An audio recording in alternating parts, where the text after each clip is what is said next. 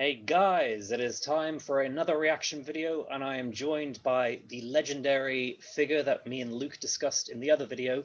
This is the Don, Dan O'Neill. Hi, how's it going?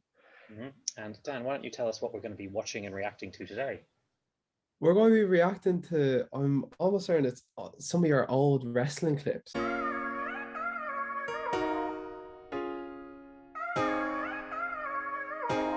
Like, I really got into it when I was like, probably about like 8 or 9. I was into it, and then I sort of steeped off for a while, but like I always like had my respects for wrestling.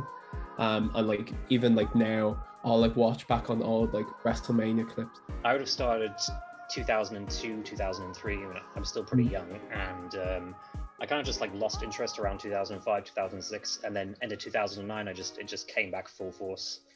I think I liked Sheamus because he was Irish, and so like classic, like of course I'm going to like him. And like Finn Balor, like by the time I stopped sort of watching it, he was sort of coming in. Stone Cold, of course, absolute classic, like classic anti-hero sort of thing. And like same with like Undertaker, Shawn Michaels, just loved them. I'd kind of be more like into the cruiserweights or the mid-carders or the tag teams, or yeah, it's like Billy Gunn was one of my favorites. I love Crash Holly as well because I know by wrestling standards he was really short, and so was I. So obviously he probably like dwarfed me in real life. And Trish Stratus, huge influence on me. I did the Stratosphere in one of my matches. It was a training match, and I'd tested it out privately, like on a couple of people, and so no one knew I was doing it. And I completely messed up the ending of the match. Like, it was a tag match, and I was supposed to throw one of my opponents out of the ring, and I'm just kind of like stood there in the ring, and one of the guys behind the was just like, "Bobby, throw him out!"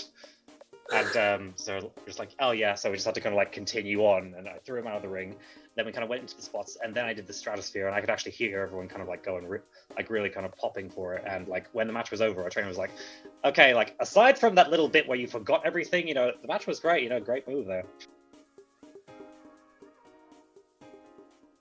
Naomi as well, like just kind of that sort of like super fast-paced athletic style. I was a big fan from day one because I actually watched NXT. And really underrated choice, and I hope she gets into the Hall of Fame one day. Do you remember Layla? Yeah, Layla, she was sick. Like, oh yeah, it's like she kind of returned like shortly before I debuted, and I was like, oh yeah, like such an inspiration of us, like kind of compared to how she was before she got her injury, and she was already quite good before then, and then when she came back, it's like. What got you into it? And like what even got you into like watching it in the first place, and then what got you into like actually going out and doing it? One day I was just for a laugh, I just googled wrestling schools in Ireland, and I saw that there was one, Fight Factory Pro Wrestling in Bray, just kind of half an hour away from me. They've since moved to the city centre somewhere, and I was kind of thinking I could do this. It took me forever to work up the courage to go there, but eventually I did, and I kind of stayed there for about 4 years. The first match I'm going to show you is, I would say it's my 4th match in front of a crowd, so it's still pretty green, but, everyone said it was one of my best matches, so I guess we'll see how well it holds up. Go on.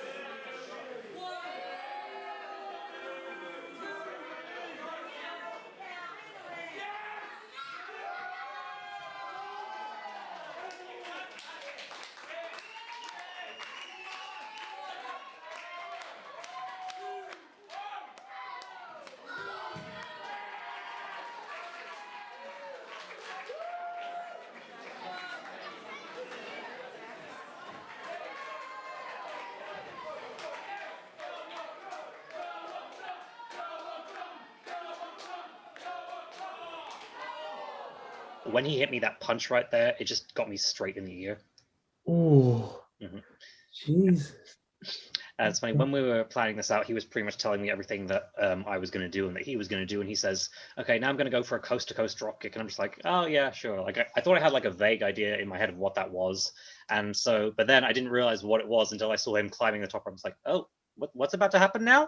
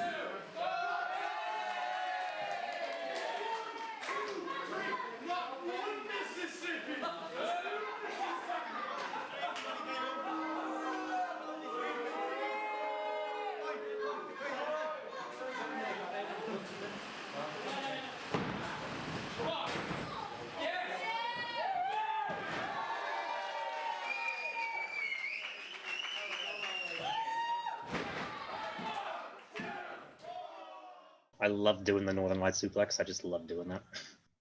Jesus. Like, actually, I have a question. What is it like falling onto the mat?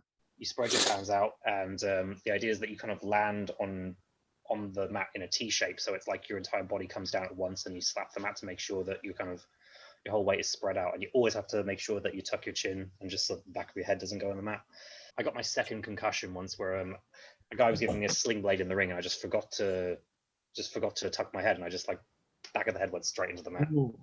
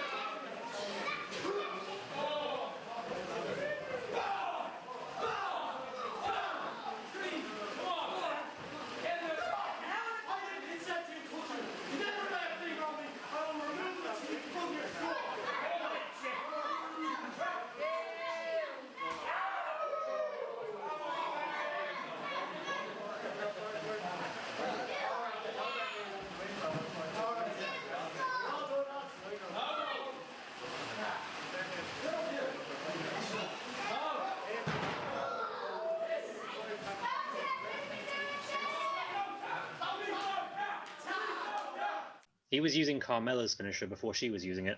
Right into the code of silence.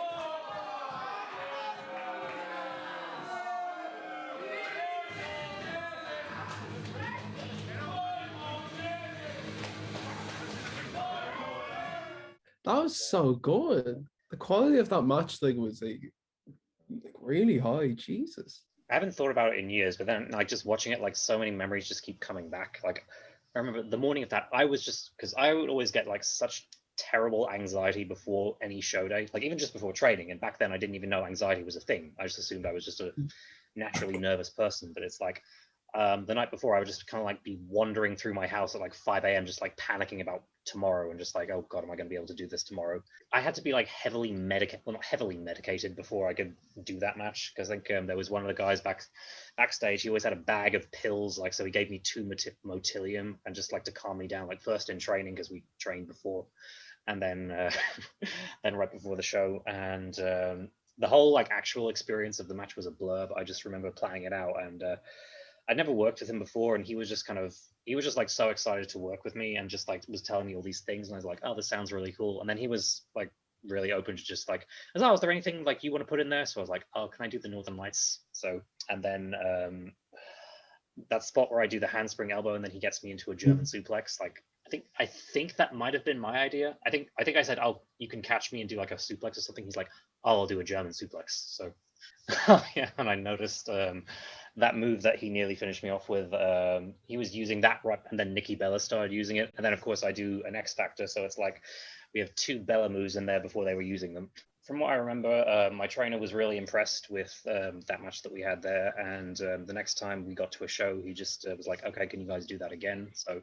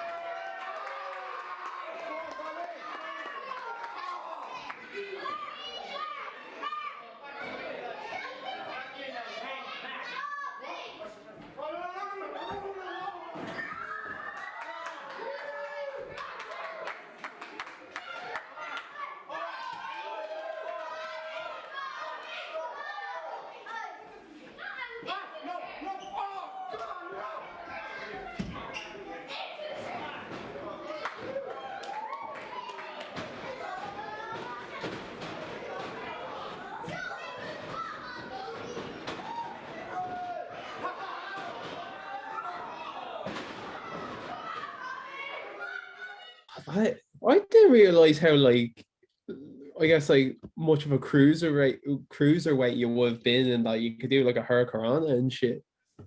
Oh yeah, That's because I was so I bulked up a bit since then, but I was like 8.5 stone back then, so I was like one of the shortest guys there, so they could just throw me around.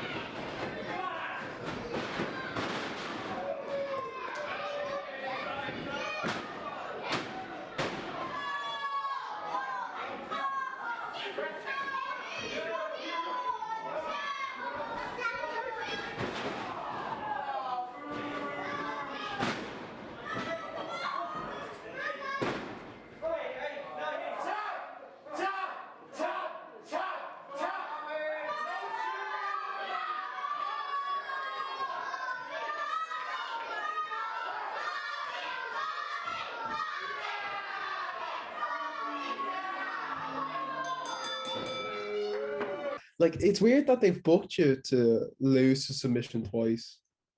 I was very kind of shy and timid back then because I always said that I would get an A in the theory because I always like I understood psychology very well, but I would always get a C in the practical. So because I just couldn't really wrap my head around the moves and the athleticism for a while. So it was like I kind of didn't have a lot of faith in myself as well. So I would just like I'd ignore a lot of my instincts whenever I was working with someone more experienced than me. And I was just like, okay, they know it all. Okay, like just do everything they say, you know. Whereas like the best matches are usually where it's like you're working together in tandem. Whereas like sometimes with that guy, it was just like, okay, you got to do it this way or else. But I really can't fault him like in terms of his character and like how he presents himself because like I don't know, I don't think I've ever like had a crowd like react as well like against any other opponent because he was just like the best heel ever. You know, he would get you over, and then you know the crowd would want to see you beat him. So in the first one, I'm just kind of like going from move A to move B and just kind of like being like a little puppet in the ring. You know, it's like okay, we're gonna do this spot now, and then like I think I was feeling it a lot more in the second one. I guess that's the thing that you can only get from experience. It's like when you perform on stage for the first time, you're going to be a bit more static than compared to like the most recent time you're sort of comfortable, especially if it's a crowd that you're used to, especially. Yeah, it's like when you did your thing for that Los Angeles thing. You know, Dan was representing Ireland in Los Angeles not too long ago, and so like I'd say like if you'd been doing that, you know, like more kind of earlier in your career, would you obviously would have found it much harder, would you?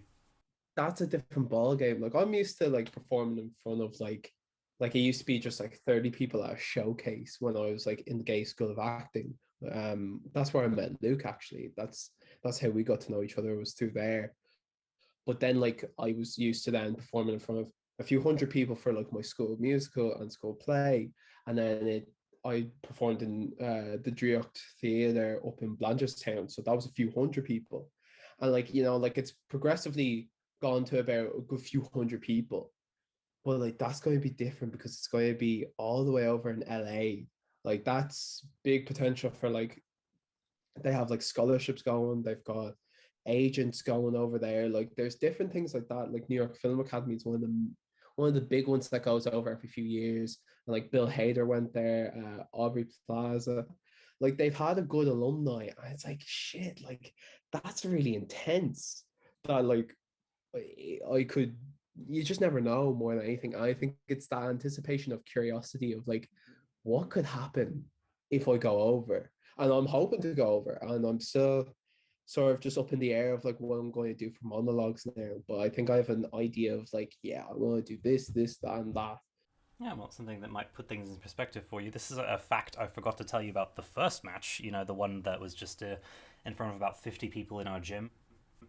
Have you heard of? I'm sure you heard of a certain Irish talent called Becky Lynch.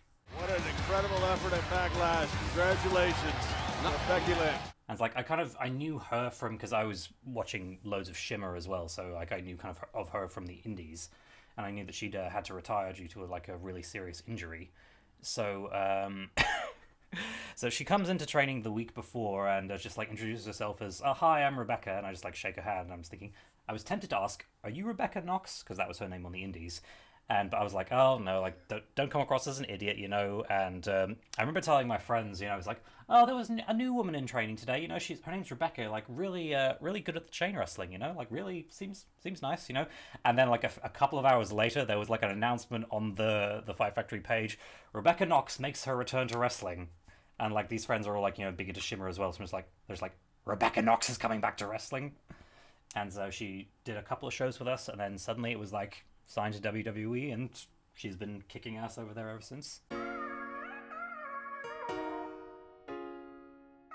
Oh yeah, Finn Balor as well, you know. He kind of headed off to WWE just as I was on my way out, so yeah. I didn't know either of them that well, but they were just like some of the nicest people that you ever met, you know. And it's always nice when you see like people who are, you can tell they're really good people at heart, you know, when you see them just like having all that success.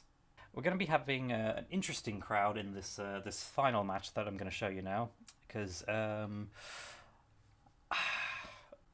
believe you're familiar with an event called Comic Con.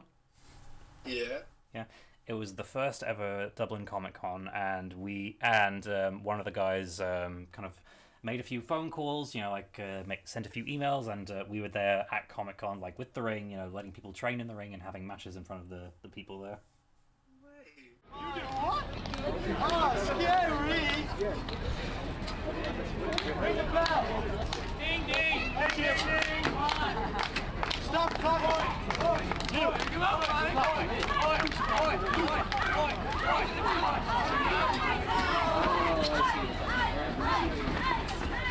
Point is in there.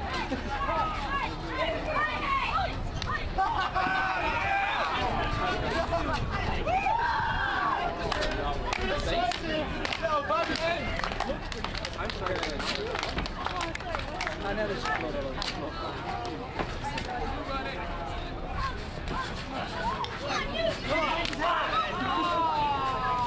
I'm terrible, I know.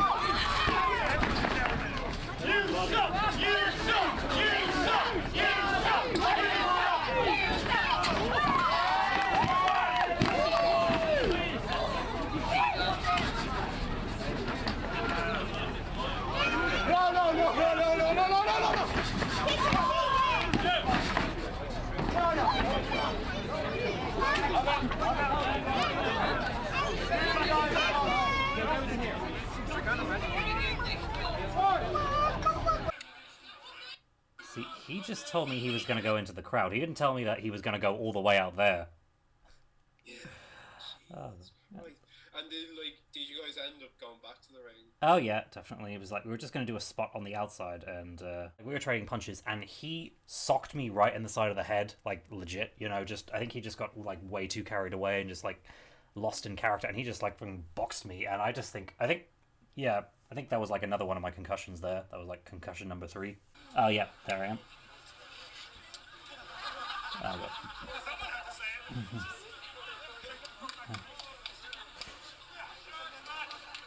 well. Oh god. I tried to fucking do a kip up on the fucking hill, Jesus Christ. I'm blaming the concussion for that.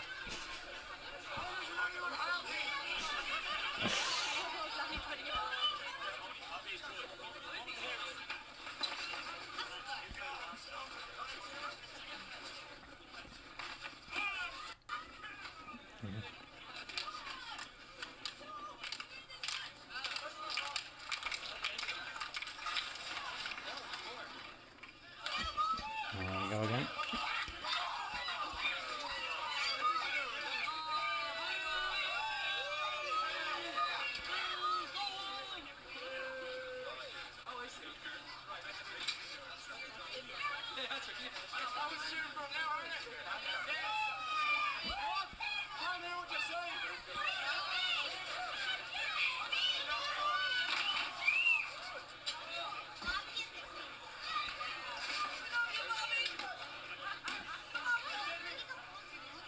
Oh, stop. Someone shouted, "We love you, Bobby." I need that validation from complete strangers. I need that. Once you heard that, yeah, we love you, Bobby, you become prime Hulk Hogan against Andre the Giant, you're ready to go. And you're about to slam him onto the floor and give him a big leg drop.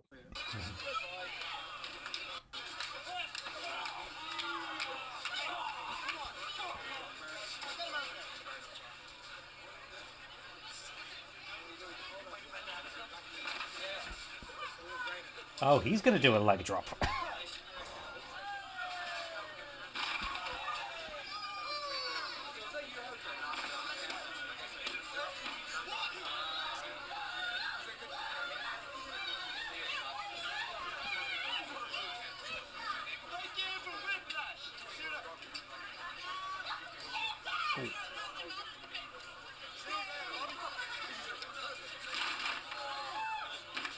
That's either a T-bone or a gargoyle suplex. I can never remember which one.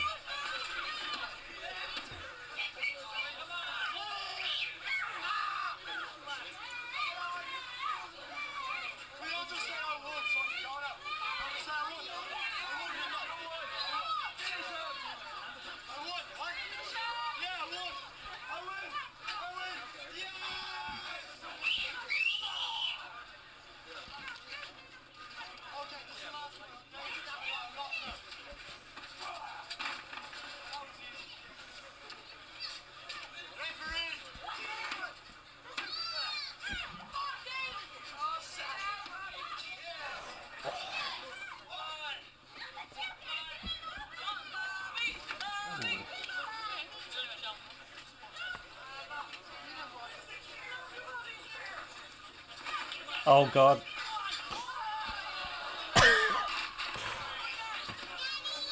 We completely broke the bottom rope. Jesus. Yeah, like our ring was super old. That was the ring we used for training, and there was a period in 2013 where we just we couldn't get another ring for shows. So obviously, kind of having to constantly take it down and bring it for repairs. Well, not bring it for repairs, you know, just bring it like constantly taking it down and putting it back together for shows was just a lot of wear and tear.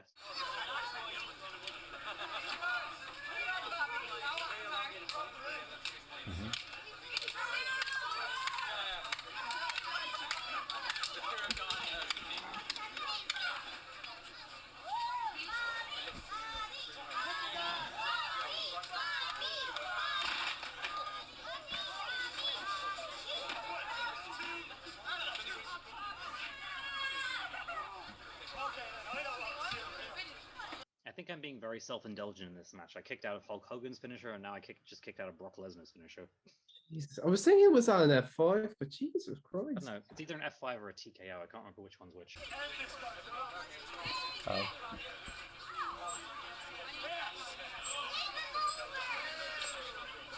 Oh. I actually loved getting powerbombed. Why? I don't know, it was just so fun to just like be up there, you know, and just like then be dropped down and just I don't know. Like as long as you tucked your head it was fine.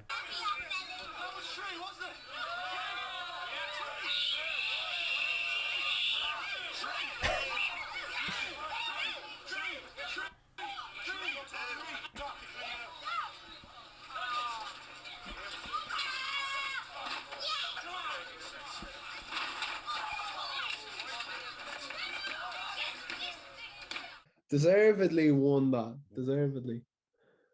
I think he wanted to go over as well, but then we were kind of like putting the end together. He was again kind of was all he could think of was the way our last two matches ended, and he was like, "Okay, I can't beat you like that 3 times in a row. I'll just let you go over." Jesus, fair enough. At least you got a win onto the record. Like when the rope broke, I was just like, "Oh my god, what are we gonna do now?" But I think I don't know if you can see it in the video. There's the ring announcer just kind of whispers to me, "Oh guys, just go home," and that means like go straight to the finish. But like luckily, I think we didn't have to skip any spots. Like we just kind of did what we were gonna do anyway. So I think it seems like it was well covered up. Top quality wrestler, Hall of Fame contender, possibly. I think so. I think so. Like I'm being honest. I think my trainers would disagree, but thank you. It's no problem at all. I'm very impressed. Like the quality of those wrestling matches, top tier. Like that seems like at least like to the standard of what you would see usually. So like I'm very impressed. And on an unrelated note, you know how in the last video we mentioned how we at one point traded audio messages doing different accents back and forth. Can we demonstrate some of those accents now? Hey, how you doing? Yeah. We can start with New York. Yeah. I'm walking you. Yeah. I'm fucking walking here. Yeah, you better watch your fucking mouth. I feel like whenever I go to like New York, I get aggressive. Like I don't know why. I just become like more aggressive. Yeah, who you fucking talking to? Yeah, get the fuck out of here. Forget about it. I feel like when it comes to like Italian mobsters, there's like 3 levels, and you can tell always by like how high their voice is where they rank in the mob. So like the higher up the voice, the lower they are. So like, you know, that reminded me of like a Leonard Spinelli. It's nice to meet you. I work with your father. And like, you know, he's very no. He's all very agitated. He wouldn't be that high up. But then compared to like, hey, somebody down here, hey, how you doing? So in the middle of the ground, hey, how you doing? You know, hey, don't worry about it. Well, I'll bring you up for some coffee. It'll be nice. And then even lower down is like, so like Italian mobster, like, hey, Sean, don't worry about it. I'll take you out sometime. We'll go get some coffee. You know, it's just so good. I love doing accents for that reason. It's just you get to explore characters so much easier. Like, and I feel like you could just like I could put myself into the mindset of a character if I just do their voice. But like if I do Southern, I feel like I always end up thinking of The Water Boy with Sandler in it. You know, Bobby Boucher, like Captain Fano. But then it's like Bobby Boucher, you better not be playing any of that foosball. You know, very Louisiana sort of stuff. Bad Bayou, you know. I love you once, I love you twice, I love you more than beans and rice. Your Canadian was quite impressive as well, because I cannot do Canadian to save my life. Thank you. The thing is, I have. There's a teacher in my school. I'm not going to say her name because I'm still in school, but she's lovely. I love like just hearing her talk because it's funny because I could just imagine the voice constantly in my head then. But like she doesn't even sound that Canadian anymore because she's been living in Ireland for so long, but she still has that Canadian twang. So I like, whenever I think of it, I'm like, I do like a proper, like what they call a hoser, which I'm like, hey, how you doing, eh? Like, you know, you're going to see the ice hockey, eh? Don't get your gunch in the twist, eh, boy? You know, it's that sort of thing. It's fucking brilliant. I love doing it. And my family think it's fucking hilarious. And they're always like, do the teacher, go on, do it. Like, I'm constantly, I'm like, because they find it hilarious. And it's like, I think it's funny, but like, I don't know. I get bored of my voice quite easily because I'm the one doing it. So like, I told you how to get into California, didn't I? Yeah, I think you did. Yeah, I was inspired by Brie Bella in an episode of Total Divas. Why did I lose my shoe? Why did I lose my shoe? Wait, why did I lose my shoe? Why did I lose my shoe? Why did I lose my shoe? That's so just like if you want to get into California, you just say, why did I lose my shoe? Why did I lose my shoe? Exactly. I feel like it's always phrases and like words that help me in particular. Like if I was doing Al Pacino, I would sort of like, it's the classic like hoo-ha, hoo-ha, you know, like that helps. But like I also do like, I heard you paint houses. Yes. Hoo-ha, yes. Tips, I love them, yes. And like it's just then like quote things from like Scent of a Woman then, and like Serpico I need to watch. Irish accents still cannot do them. I can kind of do an impression of Luke if I say one word. Go on. Yeah, Kraken. Because I just know he says that all the time. Oh no, just like in his interview that he did with me, he says someone gave him a crisp sandwich and he was like, yeah, Kraken. Yeah, Kraken. Yeah. Oh, he always says fresh as well. Yeah, fresh man. Yeah. And then he just says yeah. He just runs the yeahs into each other.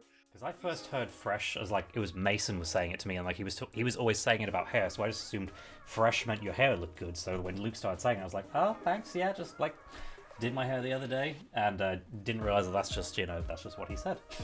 Oh yeah, it's just what he says like constantly, and it's just so funny. It's like just one phrase he always says, like I'm nearly going. It would be a drinking game, like every time Luke says fresh, take a shot, Actually, I'm going to tell you a funny story now. So we were filming Blood on the Bar. So they were up from early, and I got there. They started filming. There was one point that Jordan was filming a part of his, and he was like, "All right, lads, I'm going to be going in here, and I'm going to do something. Now, promise me, none of yous will laugh," because it was trying to do a funny point for her. And like we were all like, yeah. And he turned specifically to Mason. He's like, Mason, don't fucking laugh here because it's only one chance at this. And he's like, yeah, I won't laugh. So we all stand back. We all stand away from the camera as well because we don't want it to pick up like our fucking like laughing because we didn't know what we were expecting. And he goes over and kicks it and falls over. And then Mason from behind the camera goes, oh! And we were all like, Mason, shut the fuck up. And like we were so pissed off because like, and like Jordan was pissed off as well. He was like, Mason, I said don't fucking laugh. He was like, oh, I didn't expect you to actually do that though. And I was like, Mason.